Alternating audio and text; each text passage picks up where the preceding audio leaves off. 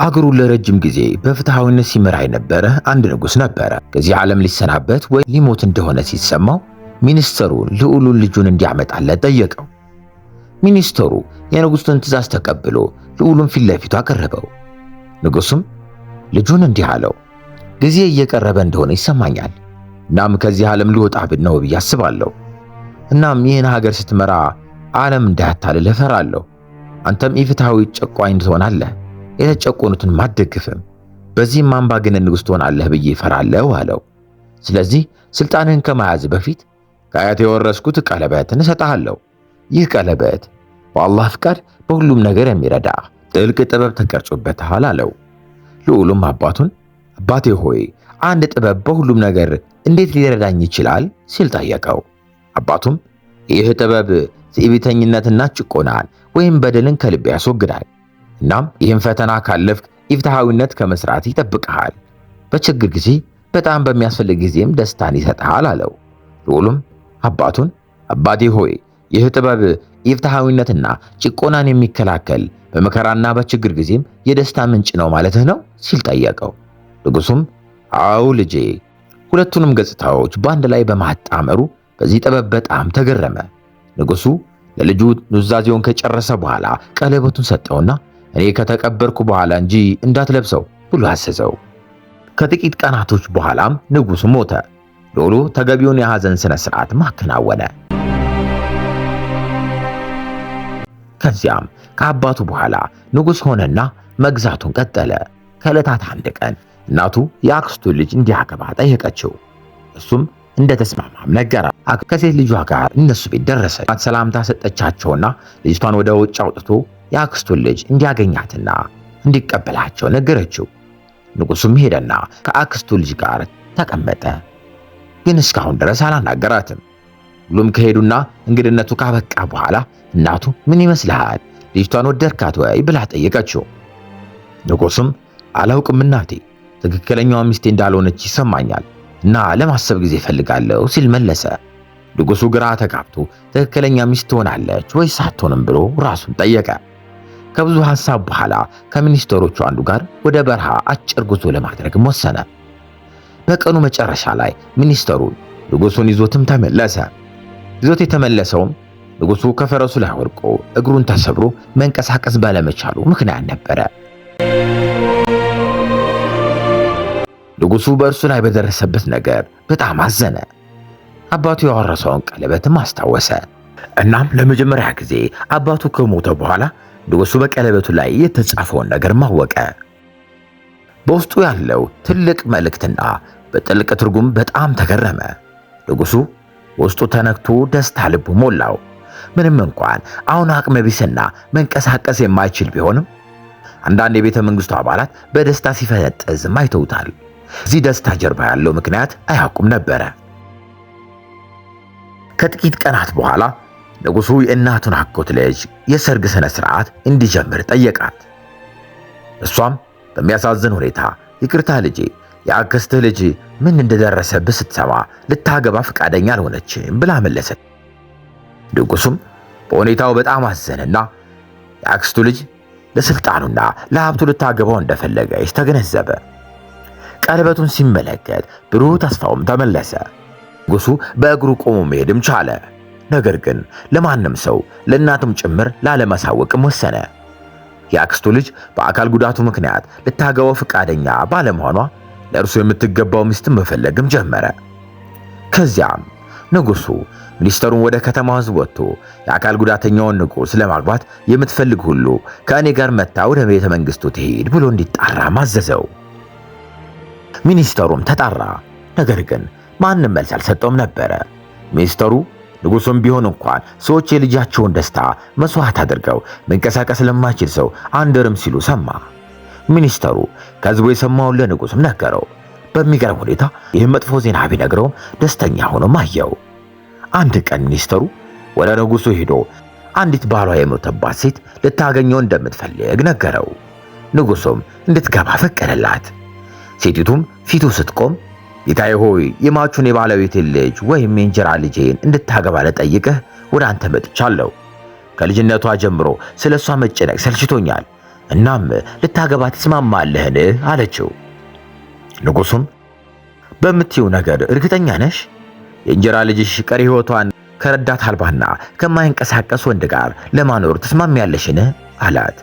ሴትዮዋም ልጅቷ እንደ አገልጋይ አብራት የምትኖርና ቀሪውን ሕይወቷን ንጉሱን በማገልገል ብታሳልፍም ግድ እንደማይሰጣት ተናገረች። ንጉሱ ሌላ ሴት ልጅ ይኖራት እንደሆነ ጠየቃት። ሴትዮዋም አዎ 3 ልጆች አሉኝ ብላ መለሰች። ንጉሱም ለምን አንዷን መስዋዕት አድርገሽ አታጋቢኝም ሲል ጠየቃት። ሴትዮዋ በግልጽ ተናገረች። ንጉሥ ሆይ የሴቶች ልጆችን ሕይወት በዚህ መንገድ ወይም አንዳቸውን በመከራ ውስጥ እንዲያልፉም አልፈልግም አለች። ንጉሱም እንዴት ያለሽ ክፉ ሴት ነሽ! ከራስሽ ሴት ልጆች አንዷን መስዋዕት ማድረግ አትፈልጊም፣ ነገር ግን ወላጅ አልባ የእንጀራ ልጅሽን ደስታ ለብሽት ትስማሚያለሽ አላት። ሴትዮዋም በንጉሱ ቃል ተበሳጭታም ሄደች። በዚህም ጊዜ ንጉሱ ከሚኒስትሮቹ አንዱ እንዲከታተላትና ከዚያም ትዕቢተኛ አሮጊት ሴት ቤት ውስጥ ያለውን እያንዳንዱን እንቅስቃሴ እንዲከታተልም አዘዘው። ንጉሱ እንዳዘዘው ወደ ቤቷ እስክትገባ ድረስ ከኋላ ተከተላት። እንደደረሰም ወደ መስኮት ቀርቦ ንግግራቸውን ማዳመጥ ጀመረ። አሮጊቷም እንዲህ አለች፣ ያቺ ተንኮለኛ ልጅ አለች። ምንም ያገባ ልጅ ቢፈልግም እሷን ሊያገባት ፈቃደኛ አልሆነም። ይባስ ብሎ ከሴት ልጆችሽ አንዷን ማግባት እፈልጋለሁ አለኝ። 3ቱም ልጃገረዶች አይሆንም እናቴ ብሎ ጮሁ። ልጆቹም ከኛ አንዷን ለማግባት ተስማማለሽ አላት። አሮጊቷ ሴትዮ አረ አልተስማማሁም፣ ራሱን መጸዳጃ ቤት እንኳን መውሰድ በማይችል አቅመቢስ ወንድ ላይ እንዴት የሴት ልጆች ውበትና ሕይወት እንዲባክን ፈቅዳለሁ አለች። ነገር ግን የፈለግኩት እኔ መገላገል እንድችል ይችን ወራዳ ሴት እንዲያገባት ብቻ ነበረ። ግን እድል ከጎኔ አልነበረም። ከዚያም ምስኪኗን የእንጀራ ልጅቷን ጠራቻት። እሷም የት ነበርሽ አንቺ የተረገምሽ ብላ ጠየቀቻት። ልጅቷም ኪችን ቤቱን እያጸዳው ነበር፣ ምን ተከሰተ አክስቴ አለች። አሮጊቷም የአቅመቢስ ንጉሱ ሊያገባሽ ፈቃደኛ አልሆነም፣ እኔም ልሰጥሽም አልቻልኩም፣ በቅቶኛል፣ እዚህ መኖርሽም ሰልችቶኛል። ግን ሕይወታችንን ጥለሽ ከዚህ ቤት እንድትሄጂ እስከ ነገ ድረስ ጊዜ ሰጥሻለሁ አለቻት። ወላጅ አልባ የሆነችው ምስኪኗ ልጅም ይህን ስትሰማ እንባዋ ከዓይኖቿ እየፈሰሱና እያለቀሰች አክስቴ ሆይ ወዴት ልሂድ? የሚሄድበት ሰው የለኝም፣ እባክሽ ከቤት አታባሪኝ፣ አንቺና ልጆችሽን አገለግላለሁ አለች።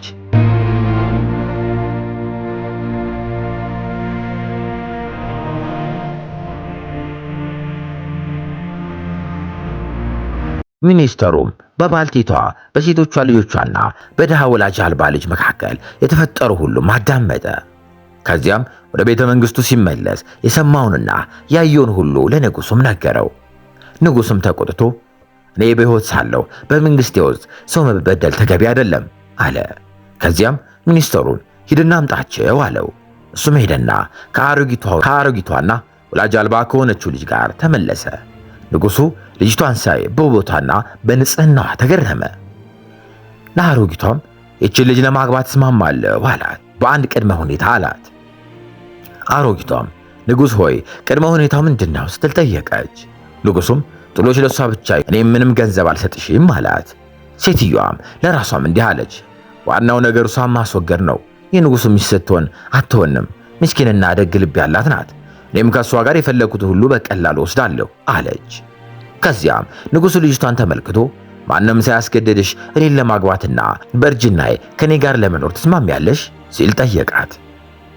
ልጅቷም በዓይን አፋርና በትህትና እኛ ሴቶች የተፈጠርነው ቤተሰባችን ለማገልገልና በማንኛውም ሁኔታ የባሎቻችንን ጎን እንድንሆን ነው፣ እግርህ ሆናለሁ አለቃዬ ስትል መለሰች። ንጉሱ በንግግሯና በአነጋገሯ ተገረመና ሰርጉ በተቻለ ፍጥነት እንዲዘጋጅም አዘዘ። የሰርጉ ዝግጅት ከተጠናቀቀ በኋላ ሰዎች ወደ ንጉሱ ሰርግ መምጣትም ጀመሩ። ደስታዋን መንቀሳቀስ ስለማይችል አካል ጉዳተኛ ሰው ለመሸጥ ስለተስማማች ሞኝ ሴት እርስ በርሳቸው በሹክሹክታ አወሩ። ከደቂቃዎች በኋላ ሙሽራይቱ ደርሳ በመድረኩ ላይ ተቀመጠችና ንጉሱን እየጠበቀች ነው። ከጥቂት ደቂቃዎች በኋላ ለንጉሱ ፈረሱን በሙሉ ኃይል እየጋለበ ገባ። ፈረሱ ወርደው ከሚስቱ አጠገብም ተቀመጠ። ንጉሱ እንግዶቹን ሲመለከት ግራ ተጋብተውና ተደንቀው አገኛቸው። ሁላችሁንም የአካል ጉዳተኛ እንደሆንኩኝ ሽባ ሆኜ መንቀሳቀስ እንደማይችል አስባችሁ ነበር።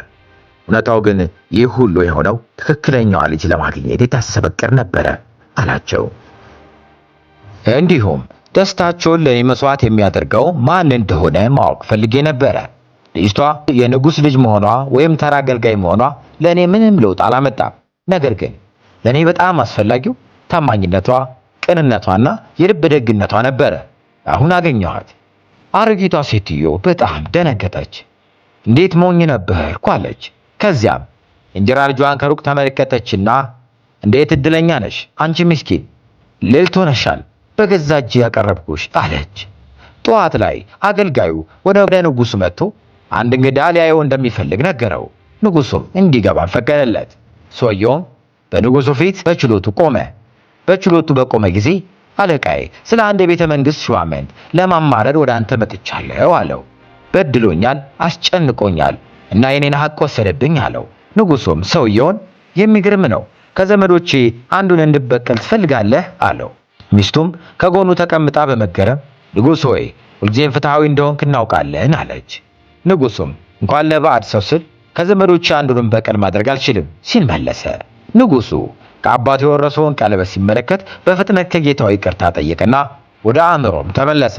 ከዚያም ወደ ሚኒስትሩ ተመለከተና የዚያን ሰው መብት አስመልስ፣ የተበደለውንም ተበቀልለት፣ የክብረ ዘመን እንኳን ቢሆን እንኳን አለው።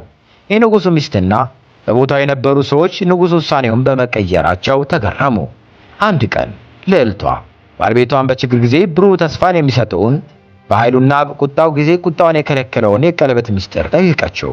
ንጉሡም በዚያ ቀለበት ላይ አጭር የጥበብ ቃላት ተቀርጾበታል፣ ቃላቶቹ ግን ጥልቅ ትርጉም አላቸው ሲል መለሰላት። ሚስቱ ስለዚህ ጥበብ ንገረኝ እስኪ ብላ ጠየቀች። ንጉሡም ቀለበቱን ተመለከተና ለሚስቱ እንዲህ አላት፣ ይህ ጥበብ እንዲህ ይላል አላት። ይህ ጊዜ ያልፋል እንደሚል ለሚስቱ ነገራት። አንድ ነገር በሚያስቆጨኝ ጊዜ ሁሉ እኔም ይህንን ጥበብ ባነበብኩ ቁጥር ይህ ጊዜ እንደሚያልፍና ጭንቀቶቼ እንደማይቆዩ አውቅ ነበር። ሚስትየውም በዚህ ጥበብ ተገርማ እኔም በእንጀራ እናቴ እጅ መከራ ደርሶብኛል፣ ነገር ግን አላህ ለትዕግስቴ እስኪከፍለኝ ድረስ ጸንቻለሁ።